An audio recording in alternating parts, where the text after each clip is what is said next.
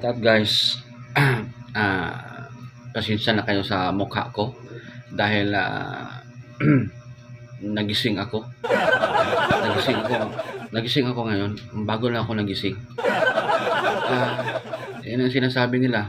Nagising na sila. Ako din, nagising na rin. So, nasubraan lang sila ng gising. Ako lang, tama-tama lang yung tulog ko. Sila nasubrahan ng tulog. Kaya, ayun, nagising sila. Hindi nila alam kung saan na sila. Kaya, ayun, mahirap isipin na pag ikaw ay sabihin mo na sa kabila ka na, tapos sabihin mo, nagising ka na. Ano pala? So, yung mga panahon na sila ay nagko-comment sa atin tayo ay solid FLM at sila din ay solid. Tapos ngayon, nagising na. Hindi ko alam kung nagising sila sa kabutihan o nagising sila sa kasamaan. 'Di ba? Di ba? Puro naman kasamaan yung sa kabila no? Yung mga Tagingot Warriors, yung mga sinasabi nila. Puro lang verbal, puro panglalait, puro paninira, ano yung mga past ni FLM, kung ano yung mga ginagawa ni FLM, puro ganun. Wala namang basihan, wala namang So, bakit tayo nangangalkal ng personality ng isang tao? Kayo, sasabihin ko sa iyo, kayo from the past ninyo, wala ba kayong dumi? Saan kayo nagdudumi?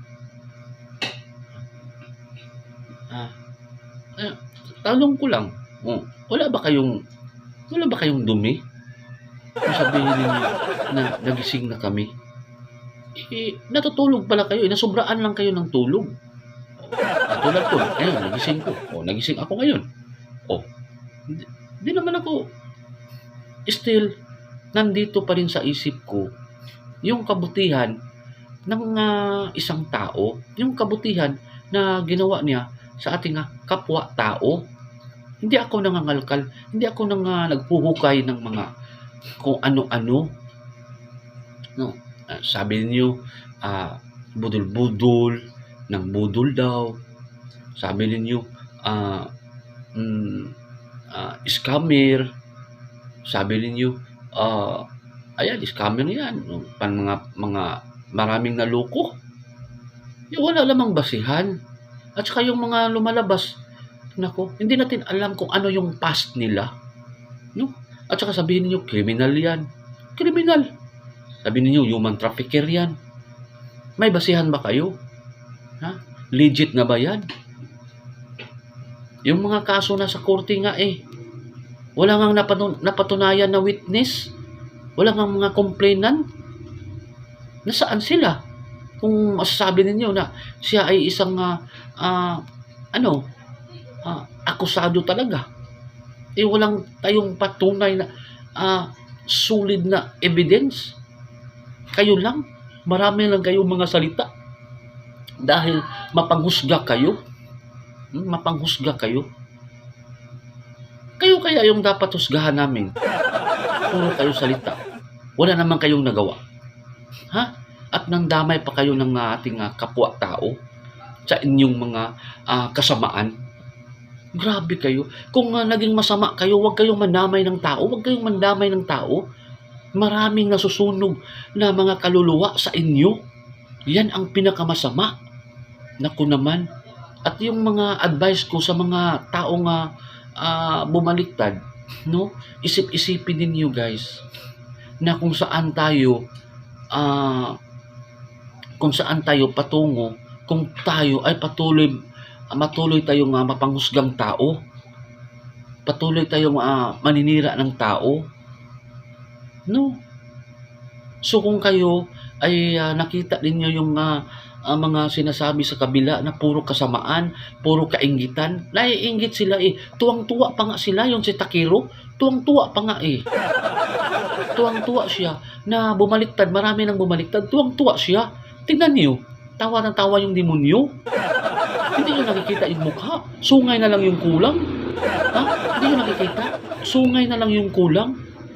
Pinagtatawanan kayo. puro naman kasamaan yung mga ginagawa. Wala namang ginawang kabutihan yung taong yun. Puro naman yun paninira. Lumalabas lang sa social media, sinasabihan pa tayo, bobo kayo, mga tanga kayo. Gumising kayo, ganyan, nagising kayo.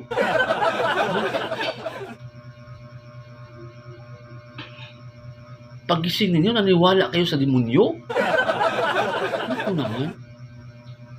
Sana nag-pray kayo before kayo natulog para hindi kayo madadala sa mga demonyo. Ganyan kasi, hindi kayo nag-pray mag-pray muna kayo bago matulog. Tapos isipin ninyo yung mga ginagawa sa kabila. Para na yung the other side of the world na yun, puro kasamaan. Hindi kayo hindi tumindig yung balahibo ninyo na puro kasamaan yung mga sinasabi nila, puro panghusga ni Francis Leo Marcos. Hindi kayo nagising? Natutulog ba kayo? Ang tunay na yung totoong kasabihan, kayo ay natutulog, hindi kayo nagising. Binangungot lang kayo. Hindi ba kayo gising? Yung sabihin nyo, nagising kayo. Ako ngayon, bagong gising ako. Ano yung mga sinasabi ko? Ganun pa rin. Naniniwala pa rin ako sa kabutihan. Hindi ko kinondem yung mga past niya because hindi natin alam yung kanyang laughter, ang kanyang sorrow, ang kanyang mystery of life. Hindi natin alam.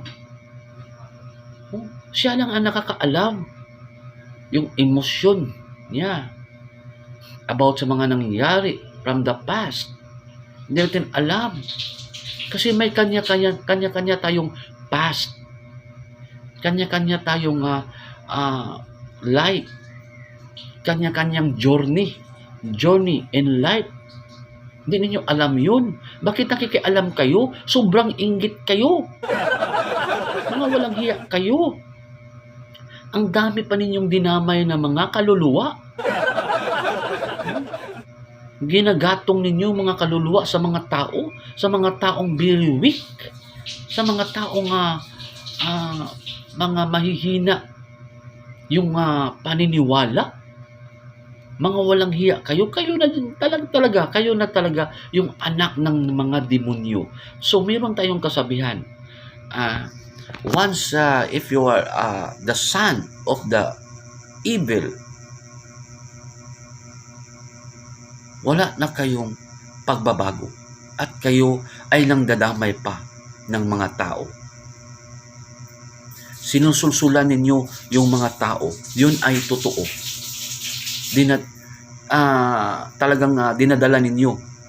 Dinadala ninyo sa mali, dinadala ninyo sa kasamaan. Ganyan po. Dinadala ninyo sa kasamaan yung mga tao para maging masama, para maging hitful sa ating kapwa-tao, maging hitful sa isang tao. Ganyan kayo kasama. Mga walang hiya kayo. Kung masunog kayo sa impyerno, huwag kayong mangdamay ng tao. Huwag kayong mangdamay ng tao kung masunog kayo sa impyerno. Nandamay pa kayo, natutuwa pa kayo na maraming nasunog na tao dahil naniniwala sa mga puro paninira ninyo, naniniwala sa puro panglalait ninyo. Humanda kayo. Humanda kayo lahat. Tandaan ninyo, lahat ng mga ginagawa ninyo ay babalik yan sa inyo. Lahat ng mga ginagawa ninyo, everything you do, there have a consequence. There has a consequence. No? Lahat ng mga ginagawa ninyo ay merong consequence yan. Tandaan ninyo.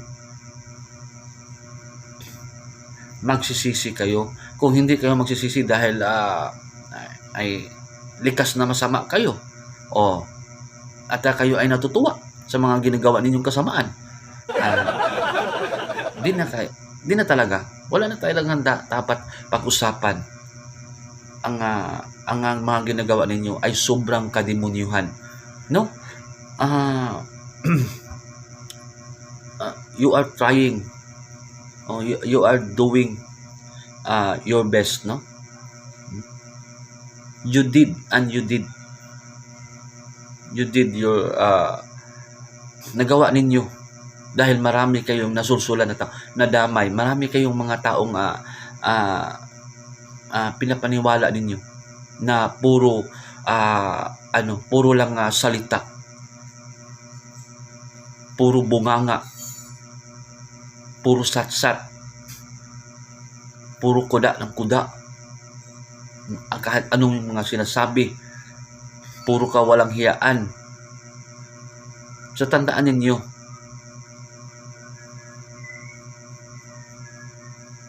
everything there has a consequence. Lahat. Pagbabalik niyo, lahat ng mga ginagawa ninyong kasamaan, babalikan sa inyo lahat. So, meron tayong kasabihan. So, don't do others if you don't want the others do unto you. So, nasa Bible yan, lahat. And, meron din isang kasabihan na let any one of you can be the first to throw a stone at her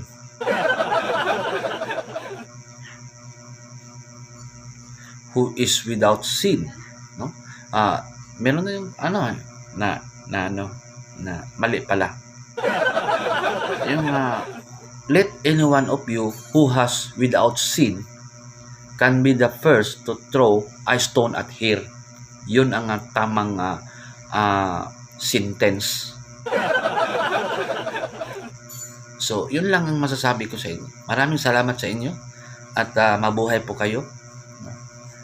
Sana ay magising na kayo. Dahil kayo ay natutulog. Dahil kayo ngayon ay kagigising ko lang. Nandito pa rin sa puso ko yung kagandahan ng mga ginagawa ng ating pandemic hero. Maraming salamat po. Bye-bye.